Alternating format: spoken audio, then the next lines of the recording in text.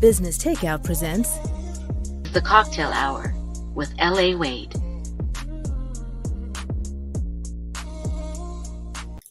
What's up, everybody? It's your girl. This is L.A. Wade, aka Cocktails with L.A., and you are here in the Cocktale Hour presented by Business Takeout, where we have sobering yet intimate conversations. Business Takeout is a not-for-profit social enterprise that works to promote and inspire Black wealth and Black entrepreneurship.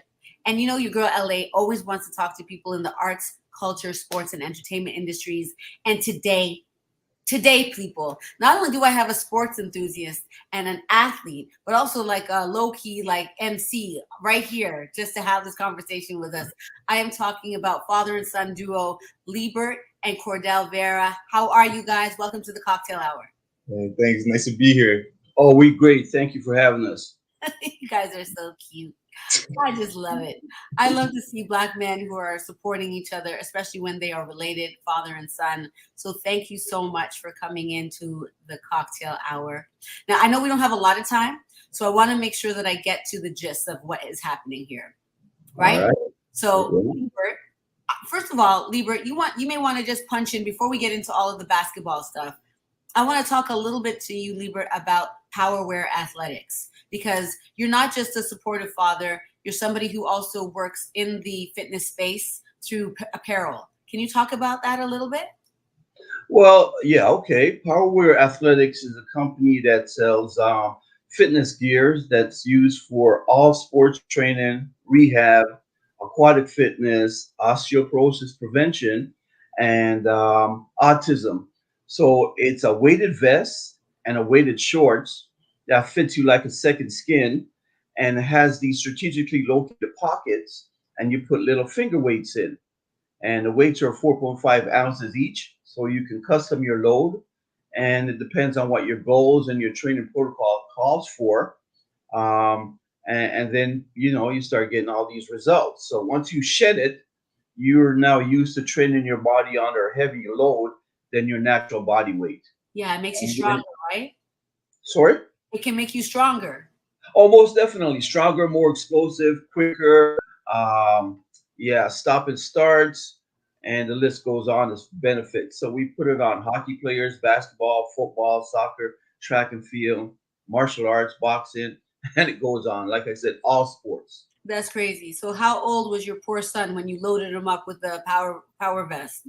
Well, he was in his early teens. He was in early teens. He's got a good frame, so we put it on him. You're not gonna show it how I was begging. You know how some people say that you shouldn't put weights on kids or something like that. What age was it good to do that then? Because my son's 10, and I feel like he needs to start hitting the gym a little bit to just put on some size. Yeah, as they're growing, the bones are soft and it's still forming. So anywhere ideally from 16 and up. However, it's on the individual. So if you get them started earlier, you wouldn't want to load them up too much. You may put a pound or two at a time, right? Okay. And then you can monitor how long you leave them in it. And then you remove it. Maybe you take a day break and recover before you put it on them again. Okay. Cordell. Yeah. How has it been growing up with that man beside you? It's been a blessing, to say the least. Of course we have our up and downs like any other family, but just to have him here is a blessing. I know a lot of other kids don't have their fathers around. I was blessed to have mine, so it's great. That's so dope.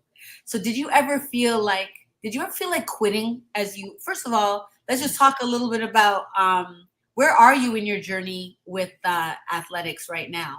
All right. So right now, I just graduated from Carleton University. I just finished up there. Congratulations. Thank you. I do have another year left to play, but right now I'm just kind of taking it slow. I'll probably take the year off this year. So just kind of do my own thing right now. Okay. Yeah. So you got to Carleton University, and I'm sure the road. Did you play ball there? Yes. Okay, so you played ball at a university level, and I'm pretty sure when you started, how old were you when you started? I think I started playing competitively at 9 years old. Competitively at 9 years old? Yeah. Okay, Dad. How does this even happen? Why did Yeah. you put me in something at 9 years old and said you're gonna get this work right now? Well, here's the build-up. I was advised before I even became a father that when you have a child, you should put them into three things. You should put them into a eye-hand coordination sport, a foot-eye coordination sport, and into swimming. So Okay. I did that with all my sons. I have three of them, Cordell being the youngest. And then as they start growing, they start telling you which one they favor. And I put my kids in the sport of the season so they don't burn out too early. So the 9-year-old thing came about when he says, okay, I want to play basketball. This is what I want to do. So there's a lot of club teams that are popping up all over Canada now because you have a lot of these I guess they've graduated, kids that went away on scholarships, they've come back and they've set up their own clubs. Okay. So we registered Cordell in one of those so-called clubs, and that's how we got started at 9. Well, what was And it what's really, called? yeah, and what's really interesting about it, these teams have people coming from all over the GTA, for instance, and then What was it called? What was it called? Toronto Triple Threat was the first one. yeah, Toronto Triple Threat. Okay. That was first You organization. want to go there and follow Toronto Triple Threat and see what's going on. Yeah, this is all Rod. I believe so. Okay. Yeah. And so you're meeting kids that have the same level of interest from all across the GTA that would make the team. And what I found about it is that these guys really connected, and then they started to grow together. So from 9 years old up, they were pretty much the same team. Wow, seriously? Yeah. Just So- like they do in hockey. There was, I think you, Cordell, I was reading somewhere something about something called BTB. Yeah. So were they the same people from Triple All right, Threat so- into BTB? We're skipping a little bit ahead of the journey, you know? So Tell me. Triple Threat is really like the first program I started with. I probably stayed with them all up until high school, but we kind of kept like the same core group of guys up until high school. Wow. Yeah, then unfortunately, first year of high school, we had the strike year. The Great. strike happened, so that's what kind of split up our group. Everyone kind of went their own ways after that. Then yeah, I feel like a couple years after that is when I got to BTB though. It wasn't until like my last couple years in high school. Okay, so back when, because kids can be, not very consistent. So when you're 9 and you say to your dad, "I want to play basketball," did you ever feel like saying, "I don't feel like it. I don't want to go. I don't want to run. I don't want to do this"? Nah, I always don't wanted think so. Nah, I feel like I was dedicated, especially as a young kid. Both my older brothers played basketball, and my dad played basketball. He coached, so it's like I feel like I grown up into it, and Yeah. having them around, they gave me the tools and the mindset. I feel like that's the biggest thing to have is the mindset. You're It's the, just like- every guest that comes here that does anything in related to like you need to use your mind towards, they're all like mindset, habits, discipline. yeah. Yeah, And right. I feel like that's something just like my older brothers, my dad embedded me as a kid. Just kind of just attack it. If you want it, you got to go after it. So Yeah. So it's like a part of your environment. yeah, I would say so. Okay, so Lebert, can kids thrive the way your son has outside of that kind of environment? I would say so. I mean, the thing is, these programs are set up to also have mentoring components, right? So they get the support. Maybe they're coming from a single family home and they don't have maybe a consistent male figure, but through the coaching, you'll get that male figure. You'll get that mentorship, and also you get to connect with other people. Like Cordell had a group of friends within the team that always came over to the house. So we connected that way. When we traveled to games, because there's a lot of traveling, we would ride in the same car. Yeah. Okay, so what does it let's talk about the elephant in the room. What does it cost to fund an athlete in the family? Yeah, it could be in the thousands of dollars. It depends how much traveling is done, and if the team will subsidize any of the registration or the hotel bookings when you're on the road. But yeah, you're talking registration, then you're talking, hotel accommodations, gas, meal, and those things come up. So you are taking on that cost for yourself. That cost? Yeah, the cost. You're taking it on yourself. The clubs aren't doing it themselves at a competitive level. Yeah, the parents have to invest in their children. You Yeah, know, you can invest in time, and then you have to actually put currency up at some point, right. right? And so Yeah. I guess I go back to the kid who's like into it. Like, what is the difference between loving basketball and then doing the basketball business of becoming a player that can be really competitive and get to like a D1 professional level athlete? Like, it seems like such a. I watched. So let me just talk the things. Them. I watched True North, and this is why this is even happening. I saw this documentary, and because like I love all things like Toronto on the come up. So you know, that documentary was really, because I grew up with people like Philip Dixon, not like he's my friend, but I saw the Philip Dixons of the world come up through the basketball realms back then. And it's so Mhm. different now because like Wiggins and Thompson and all these people are getting into the NBA. That wasn't something that was available to those guys back then. So the documentary caught my attention, and it really explains a lot about what you guys go through, both from the athlete level and even from the parent level. I think you made a performance in there, didn't you, Lebert? Yeah. You I did. had a little shine in there. Shy? Yeah, let's Shine. shine. You had some little shine. Oh well, you know what? I've been doing all kinds of different interviews over the years, and it's like they wanted to show the journey not only of the athlete but also the support that he has behind. So Yeah. it does take a team effort, right? And half of the battle is like Cordell said earlier, him wanting it. So we're not pushing him into something because that's what we want. We're supporting, right? And there's a So difference.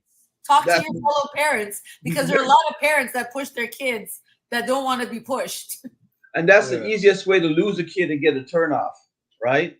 Is Okay. when you're pushing them and they reach a point where I don't want to do this anymore, as opposed to they're enjoying it because they're having success. And then you're there to be supportive. So sometimes when we go to basketball practice or games, when we're coming back home, personally, I don't bring up the games or anything like that because I still want to be dad. I don't want to be his coach. He has a coach. So if he has something on his mind, he wants to talk about it, we'll talk about it. But I'm not going to initiate what happened in the game, play by play, and dissect it. I was doing that at first, but then it's too much on the child, How right? can you You tell? gotta Did you have have a that. fight about it? Definitely. I would say a couple. I feel like here and there, especially when I was younger, just dealing with like the emotions of the game. I Yes. feel like I probably had a more of a struggle as a kid dealing with them. Especially, I hated losing as a kid. I was gonna ask you So, how you deal with it. yeah, I still don't like losing, but I feel like I deal with it better. So I feel like we bumped heads a couple times, especially younger, but it's growing. I feel like to grow, you're gonna need some friction.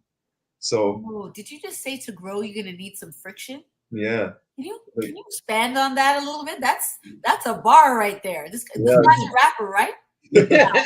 Yeah, he's got a CB lot of write-ins. underscore CV is in the house. but Yeah, no, like say that again. Say that whole thing again.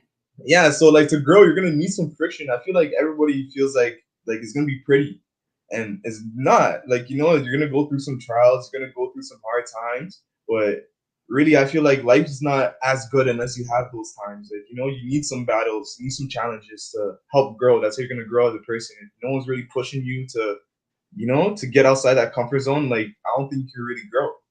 How old were you when you were able to accept that? And how old are you now? 24. So you're 24. I have a 21-year-old son, and I hope that he watches this and realizes that all the friction is for his good. But he played competitive soccer, and Yeah.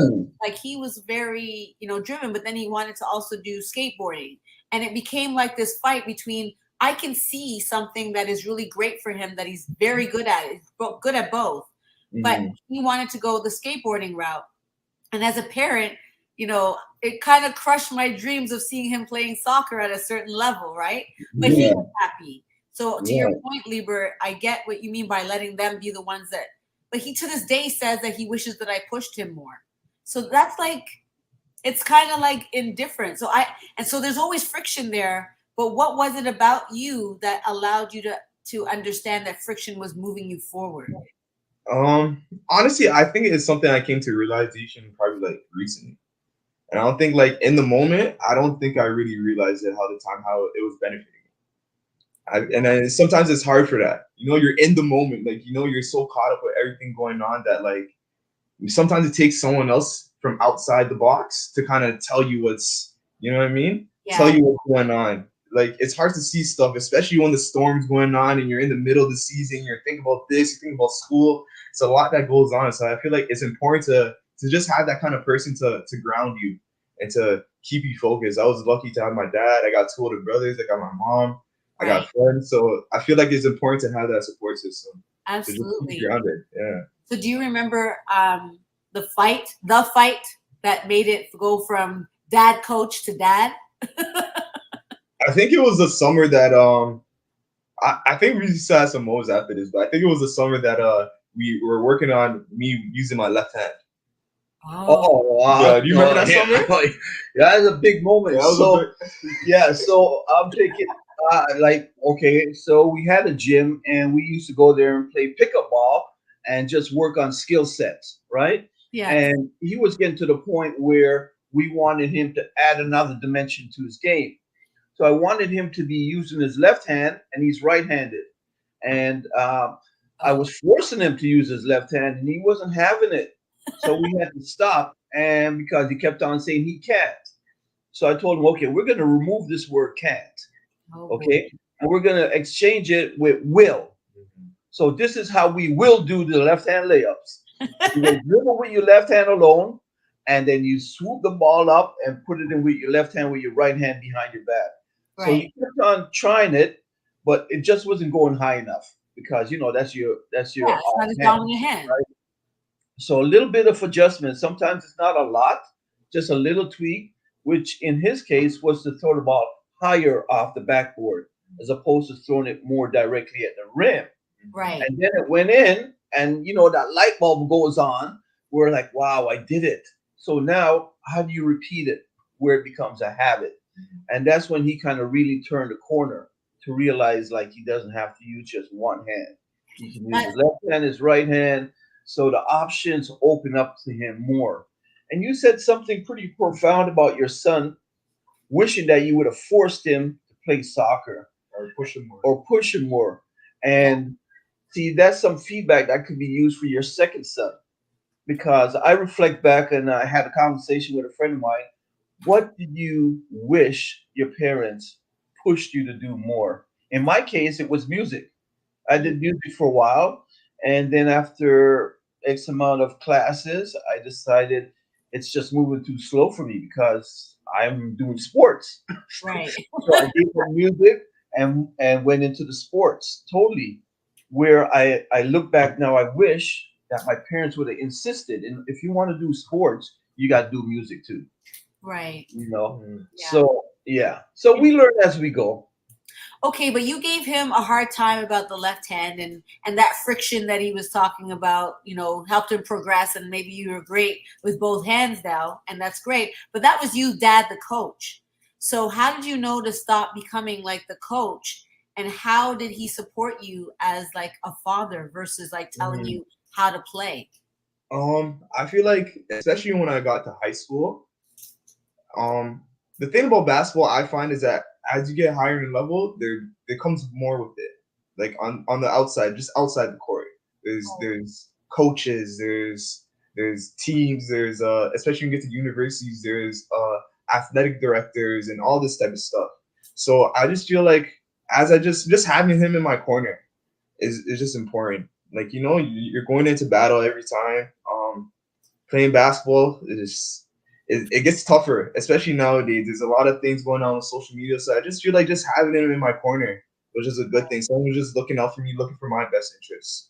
And awesome. And let's be honest, like when you get older, you do become like a coach regardless to our I find that like, yes, I'm his mom, but he's not coming to me to change his diapers. Yeah. He's coming to me to talk to him or to give him advice on something, right? He needs a different kind of support. I feel like parents are your first life coaches. You know what I mean? So just teaching how to bars for days. Well, as a parent, you got to wear many hats too, right? It's true. So if they need a little bit of nurturing, if they need some support, some motivation, if they need just a listening ear, you've got to be in tune with them so that okay, this is what's needed.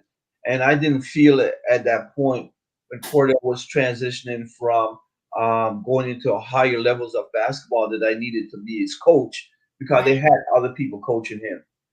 I may have concerns about their style and stuff like that. We would discuss it if he brings it up. But other than that, I would just want to be dad. Just that. Yeah, Okay. you I know, like that.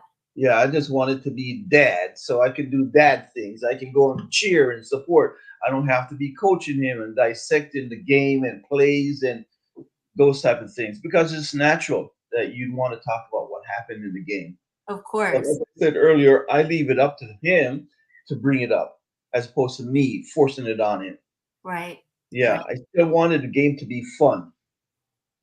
Exactly. Yeah. It has Mm, to be fun or else it's not going to be, they're not going to want to play anymore too. But Exactly. it's hard to look at failure and be like, yeah, let me just go back in. Like, especially like when my son was on a, sorry to say, a really crappy team yeah. where there's a bunch of kids that are not dedicated to it. It's kind of hard when you are so motivated to be a winner and then you're playing with people that aren't taking it as seriously as you can feel really defeated. How would you handle that conversation with your son? Mm. Yeah, well, you know what? There's different levels to the game. So if you're on a team that's not good, are you playing like house league? Because for instance, house league is where parents will register their child into the league, and all the skill levels of the various players are not equal. I've Okay. been there. Yeah. Yeah, so from there you would go into the rep situation. So Yeah. that's where you would take the best players off of each team and put them together because now you have a like-minded individuals, right? Mm-hmm. So that would be the separation. You can still get beat as a rep team, Mhm. but chances are you're going to win a few games and you're going to make adjustments and you're going to train harder if you really want it because you were playing against other equal competitors. And Yeah. so you see the sacrifice and the commitment they're putting in order for you to get there you have to match that or pass it, Right. right? We'll Yeah. talk about frictions. Diamonds, they said, is made under pressure, and that's what happens in sports. You He's want trying to to be a match diamond. you bar for bar now. Yeah. If you want to be a diamond you got to have a bit of pressure, so it's tempered pressure that makes it work with humans. Mhm. Yes, absolutely. That's great. Yeah. Okay, so how did you know to choose Triple Threat, let's say, versus a different organization? Like, how much research goes into where you want to place your child based on their level of commitment and what they're trying to show? Like, your son obviously wanted to go all the way. Hmm. So knowing that, how do you begin to research where to place them into which organizations, which are the good ball teams? Well, you can do a lot of research online. What we did was we looked for the organization that was closest to where we live. That's it? Yeah. That's a start, That was a right? start. You So live in an area where there are a lot of great ball players. yeah, Well, then yeah. that's not fair. How are other people supposed to do that? Well, like I said, look for a club that's close to where you reside, okay? And Okay. then you register there. Then what usually happens when the season starts, you're going to end up playing against all the clubs from around the GTA or outside of GTA. So you get to see who's really running good programs. So the following season now, if you wanted to jump ship, you would have had a chance of looking at the whole year of the other teams and clubs to see who looks really organized, who's showing up on time, is the coaches prepared, you know. Mhm. And I'm telling you, it's really competitive. And some you have all kinds of different parents. I- Some parents are living through their children, Yeah. and you should see Yes. them in the stands, and they're yelling at the kid more than the coach does. Oh no. Did you Yeah. ever have that, Cordell? But, I feel like I've been experiencing this since I started playing basketball. But another thing I'll say about that too is that, like, especially one thing I would look back on and that I would change is that if we looked more about what's team I would go for my development. I feel like some kids they want to go to the best team because they have the best flash. They have all the shiny shoes. Might be winning the most games, but it's like at the end of the day, if your goal is to make it to Division 1 or to play pro someday, your goal should be how can I develop and get better every day. It shouldn't be like winning comes with it, but it should be about how you're making yourself better. Is this the best environment for me to get better? Do I have the right people around me for me to grow as a person, as a basketball player? I think that's something that if I were to go back on, that's something I would change. Is just make sure I'm in the right environment, that people around me want to see me to grow, and people are there, people are in the program can help me grow. Supportive, you know what I Yeah. mean? That's a very mature way of looking at it. And I guess, we're hard on our kids because we want them to think this way back when they're doing it. But Mhm. like you said, it's a growth, it's an evolution of themselves. So Yeah. how to support them when they're not thinking that way so that they can get to where you are, Cordell. And so, Lebert, you must have done something right here. Yeah, well, you know what? Being entrenched in basketball for a long time, thank you, LA. Being entrenched in basketball for a long time, I kind of know the personalities that in some of these clubs and some of these coaches, So what right? should we look for? Sorry? What should we look for in these personalities? I think you look for somebody who knows how to communicate, right? We're out of the cookie cutter approach. All children are not the same. So you can speak maybe, really aggressively to some, and others you have to kind of temper it a little bit. So I look for a good communicator, right? And somebody who had experience in playing the sport as well. So they know the little nuances. Um, yeah, and also have some nurturing qualities because, Yes. like I said, sometimes kids come in, they're actually having a rough day or a rough week, and you see them in the practice, their head is down, their body language is saying something else. You have to pull that person aside without embarrassing them, find out what happened, what's going on. You're not yourself today. And then, give a little pep talk. In they go and they start playing again, and everything else is second. Everything melts away. I like And it. yeah. I like it. Okay, I'm gonna play this game called Word. So I'm gonna say a word or a little sentence or something, and you're gonna come up with whatever comes to mind. Don't censor yourself. Okay. Okay. Play our words. She wants to play with words. Yeah. Okay. Well, there were not only words. I'll have Okay. a verses part as well. So I'm gonna start with Cordell with this one because I think I heard you say it in that documentary, or somebody said it. They said riding the bench on a good team versus being the star of a worse team. Yeah. Especially just playing high school ball. Like it's all about exposure at the end of the day.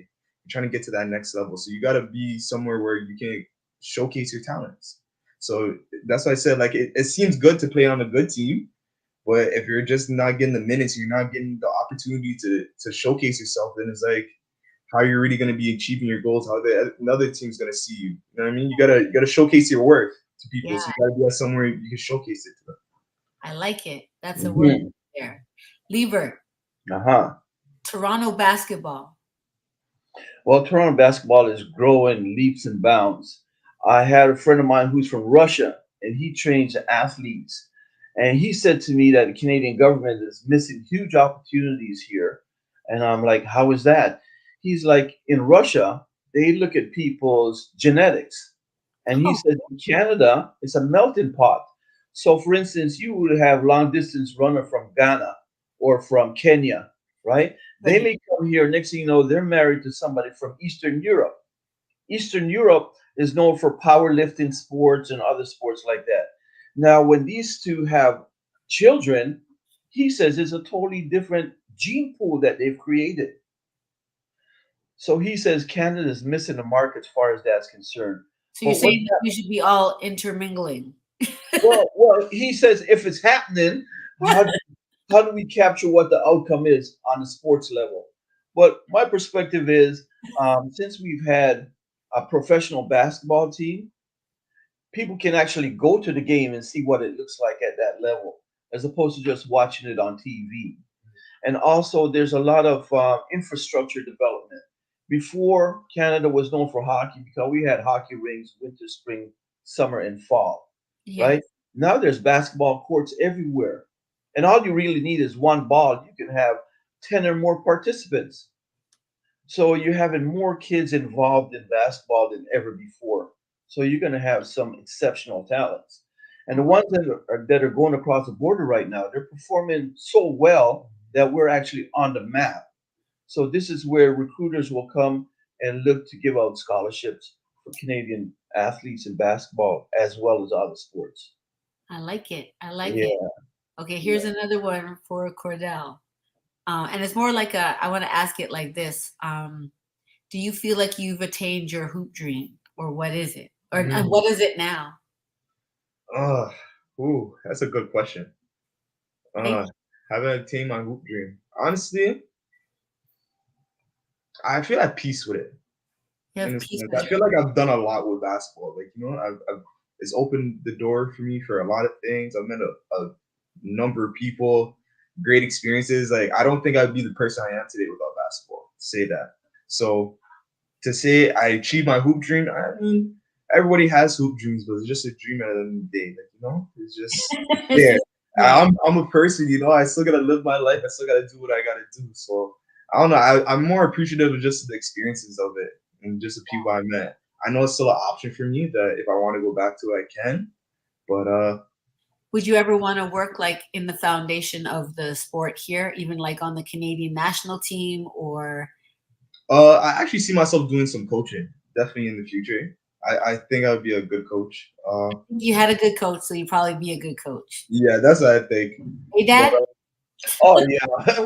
We have battles all the time, watching verbal battles, watching NBA games, NCAA games. And I say, look at this player, what he's doing, or look at this coach. And he has a different viewpoint. So it's like, we're bouncing things off of each other. I like and it. Not that one is right and one is wrong. It's just different viewpoint on the same thing. Yeah. So, yeah, that's how we sharpen your skills. Do you run programs yourself, Cordell? I don't run programs myself. I'm part of a couple. Maybe you should run one. It's definitely a option for me in the future. Definitely something I'm thinking about. Okay, hurry up so I can sign my son up. Well, Cordell, honestly, he's won on all levels that he's played on so far. So he's got a good resume. I mean, he had a D1 scholarship. He went down to FIU in Miami. He was there for 2 years, and I think lots of pressure to perform in the States because it's a business, right? It's a business. And coaches are all about winning, and if you're not winning, your job's on the line. And so Cordell went through that experience where the first coach was there for 2 years, 1 year, and then they replaced him with another year. The culture changed, and then he decided he's coming back to Canada, and then he went to Carleton. And since he's been at Carleton, they've won the Ontario Championship and they've won the Canadian National Championship twice for 2 years in a row. So that's a pretty good resume too. Honestly, that's a very powerful. That's a power move to me, and I want other kids to understand that, like, going back to the hoop dreams idea, what you think is the dream may not be what you see. But what your value and your purpose is can be repurposed into a new way to formulate a dream that you can't even see how much impact you're having on other people. So, like even like to say LeBron. LeBron is like so amazing at the sport, but what he did with the school that he created, like purpose. You have potential to do a lot of different things, but we're purpose for, maybe one or a couple of things that's have this butterfly effect.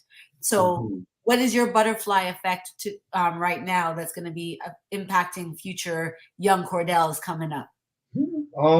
Honestly, I think just that's a great question. Probably being honest. Yeah, just being honest and just being honest with yourself and just knowing there's a lot of noise going on, especially in this day and age with social media, and like there's a lot of noise on you should do this, you should do that. Honestly, something I just tell the kids, just listen to yourself. Like, no one knows yourself better than you. Just taking all the feelings you have. You might feel bad one day. Like, just take it in, take it all in. Just absorb it. Yeah. Because at the end of the day, if it's not gonna kill you, it's just gonna make you stronger. So I like it. This is great stuff here, Lebert. Who knew? Hey, bars galore. Speaking of bars, this is another question for Cordell. Who is Sleepy Hendrix? Sleepy. All right. So, yeah, Sleepy Hendrix is a nickname. I have. my older brother gave me the nickname Sleepy. I think it was the summer I was going into grade 10. I pretty much just slept my whole summer away. And he thought I had narcolepsy. I grew. Yeah, I grew a lot that summer. So he started calling me Sleepy. I don't know where the Hendrix part came from. It just kind of flowed in there one day. But yeah, it's my artist name. Yeah, make music. That was Cordell's favorite thing to do on road trips. As soon as we get a little bit 10 minutes into the journey or so, Yeah. look back, see, and he's out. It's like, He preserves his energy. oh yeah. So that's where the sleepy came from. I love it. Okay, then what's Premium Paradise?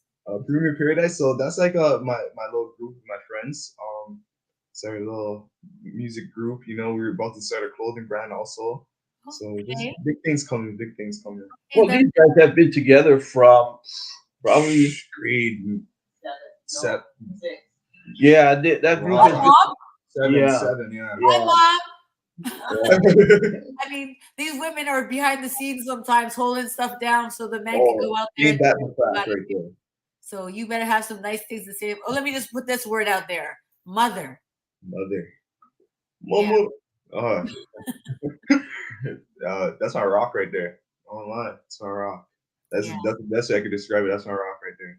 That's amazing. I think it's a beautiful thing to have a family that supports one another to do what they do, and allow everyone to do what they're best at. That's a good working family. That's right. And even if other things don't work, when it comes to raising of the children, that's like the biggest thing, right? If you're allowing your children to still be all that they can be, regardless of any other dynamic, it's like that's the part that makes it all the better for the entire family to thrive. So I love that. Is she saying something to us? No, it's okay. Big up to the mom. Yeah. Tell me, I'm gonna end soon. So tell me about the influence you've had on one another. Like, Lebert, what do you wish Cordell knew about you and understood about what he's impacted on your life? Well, Cordell's a good influence because he's very driven, and part of it of achieving things, you've got to be self-driven. You don't want people always pushing you from the exterior. So I like his drive. I like his discipline and his focus. Like, to leave Canada and go down as a sole person on a scholarship, and you're in an environment where you don't know one, and now you got to learn how to cook, schedule out your time for classes, and then preserve yourself, and then fuel up again to go to practices, and then you got to come and then study and get ready for the following day. There's all of these things that happens to a lot of I guess athletes that get scholarship, and they have these rude awakening when they go over there, and they don't have that support that they usually have, where they come home and mom's got supper ready, groceries are bought for you, and the list goes on. Now you're just thrust into the situation, and you'll get the support around the sports part, but then you have to do your part as far as life skills. And so those things that you admire about your son and what he was able to do, how did that impact you as a person? It just I guess it motivated me more, because I see that he's achieving what he's set his mind to, and I'm supporting him in this journey. So I apply those things to me as well, because you can always learn if you're open-minded from the youth, from the elderly, and everything in between. So I'm not closed-minded. I like how he stayed disciplined, stayed focused to achieve what he achieves. So that rubs off on me as well. Also reassuring too, right? Makes you remember when you were there. Right. Yeah. Okay. So Cordell, what do you wish your dad understood about you as a man? Because you're now a man. And how has he impacted your life? I feel like my dad impacted just how I think about the world. He always expand my knowledge and just changing my perspective on things. I feel like my dad's the type that, like, when I'm locked in on one thing and just thinking about it one way, he's always gonna flip my perspective on it. So just the challenging a little bit of a, like, just make me think outside the box and just pushing me. I love Say, yeah. Oh yeah, we do a lot of verbal sparring. verbal. Yeah. And sometimes it's just a conversation off of something that was said just to make you think wider than the scope that you're thinking. Right. Not to influence or to change, just to say, think of it from this perspective. Right.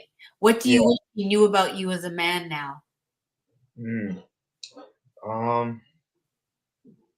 Oh, it is a good question. Like, maybe he knows everything. Yeah, I don't know. We're pretty open with each other, That's so beautiful. we're pretty open with each other. Talk about almost everything.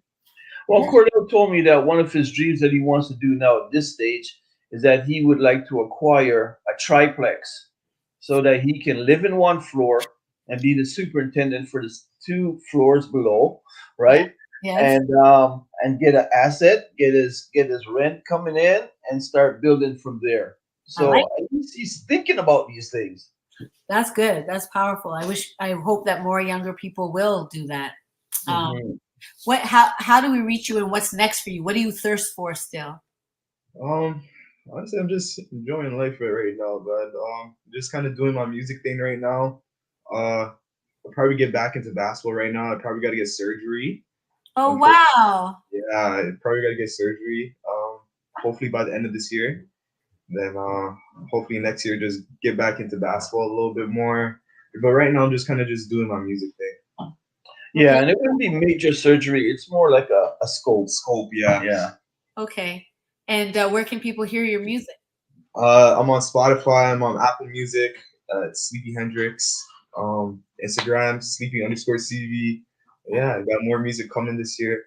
Yeah, Okay. excited. Okay. Cool. We're gonna check that out.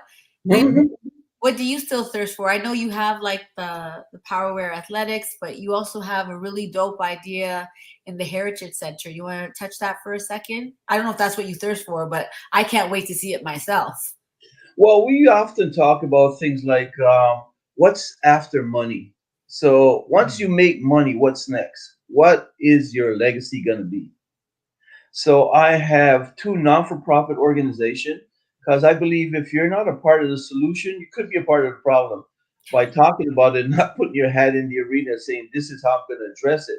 So I see a lot of issues going on with the youth and with the elderly because I lost my mom in November, So, and I saw that she probably would have had a longer life had she been more active in movement and socialization is a big thing. So that non-for-profit organization deals with those type of things for the adults. I mean, for the elderly, and then for the youth is like let's get them off the street. Let's get them exposed to different things to see what they gravitate to, and then we can channel them and support them in their endeavors. I love. Um, the bigger picture is to set up a cultural center where we can tell our own stories, share our own histories, and even have the wider society come in and get involved so they can learn, understandings and tolerance through education, That's right? the Yeah, kind of like the Pioneer Village, except more recent. You don't have. exactly, Yeah. exactly. Yeah, Yeah, I like that. Sign me up for that one. I like you that. signed up already. Did you I will know? sign up for all of it, to be honest. I think it's really Yeah. dope. I'm really, really grateful for both of you taking the time. I know you got a lot of stuff that you got to do. You work now, and Lebert, you're trying to save and change the whole world. So, No, one step at a time. We'll do Toronto first. all right, I'm down for that. So, Yeah. I really want to thank you both for coming in and sharing this energy and sharing this wisdom with us. And if people want to reach you, Lebert, how do they get in touch with you? You can go to Lebert at powerwareathletics.com. Oh, That's my email. that's your email? Yeah. That's your website.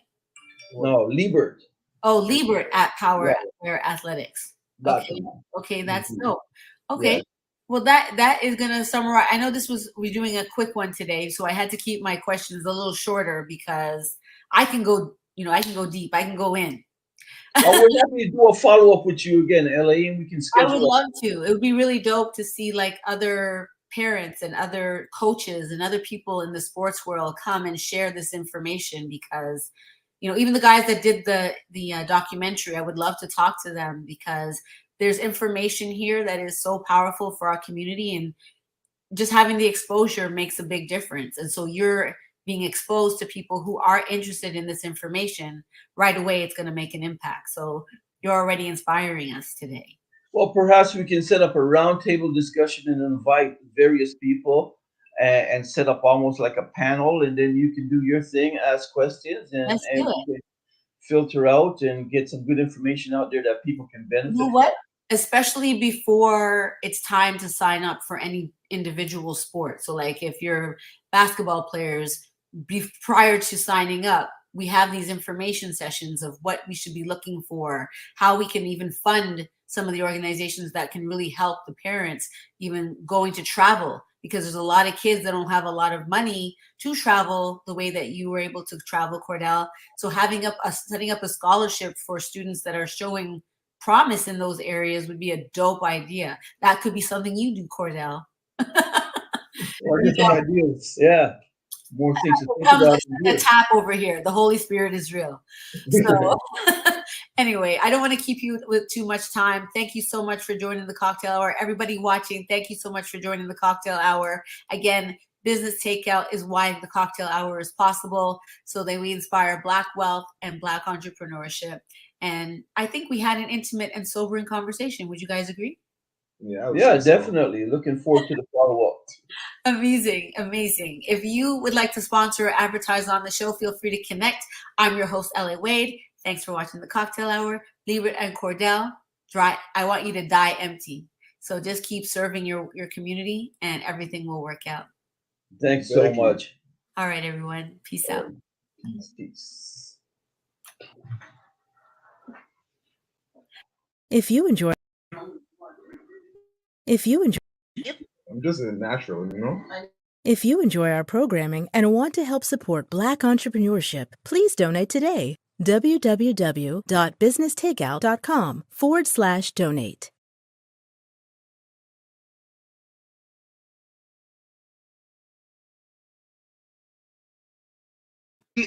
I ain't say